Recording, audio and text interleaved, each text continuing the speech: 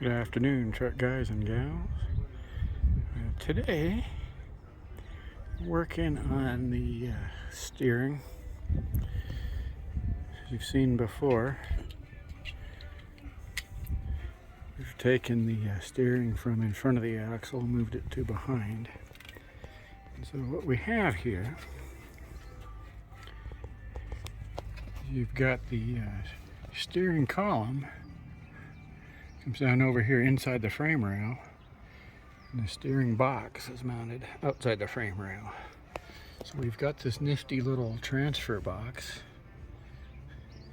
There's a gear in here connected with a chain to another gear in there, a 12-inch offset that takes care of that geometry.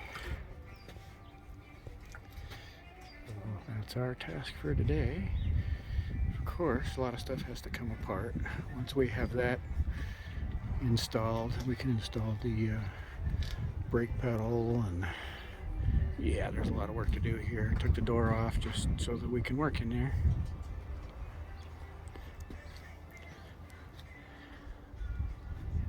That's it for today.